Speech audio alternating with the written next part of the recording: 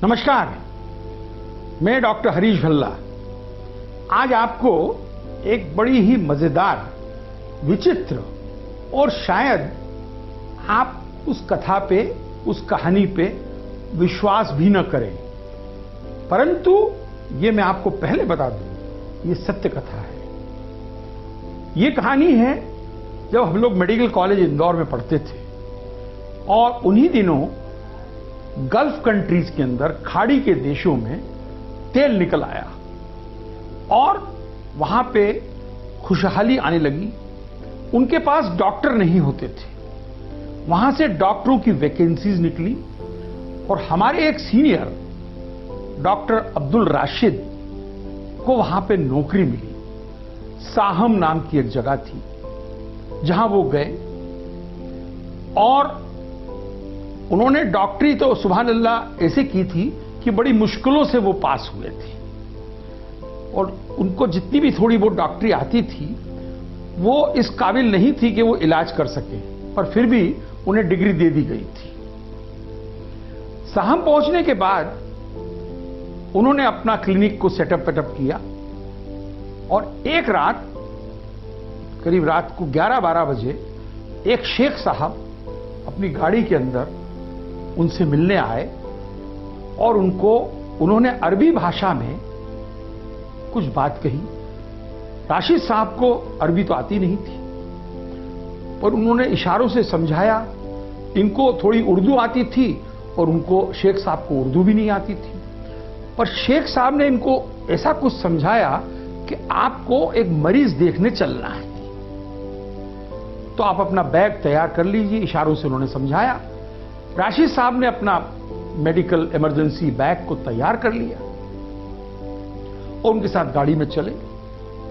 काफी दूर, घंटे 2 घंटे, एक हरेम के अंदर वो पहुंचे, जंगल के अंदर, जहां पे टेंट लगे हुए थे और उस टेंटों के अंदर उन शेख साहब की काफी रानियां भी रहती थीं।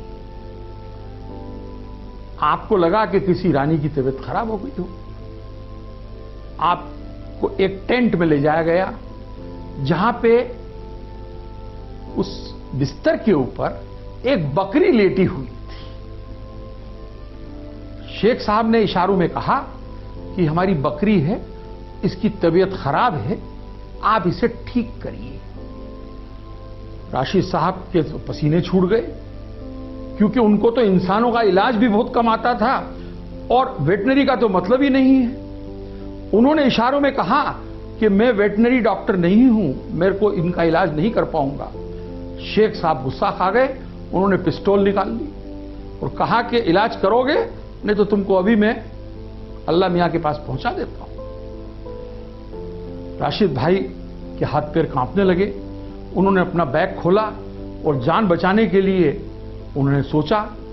उन्होंने उस जमाने की एक एंटीबायोटिक होती थी, पेनिसिलिन का इंजेक्शन तैयार किया और उसको उन्होंने बकरी को लगा दिया और साथ में एक और ताकत का इंजेक्शन भी उसको लगा दिया और उसको वापस शेख साहब की गाड़ी छोड़ने आई। वो अल्लाह मियां को याद करते रहे कि अल्लाह मियां इस बकरी को बचा लो, नहीं तो मेरी जान खतरे में है, मैं अल्लाह मियां के पास पहुंच जाऊंगा।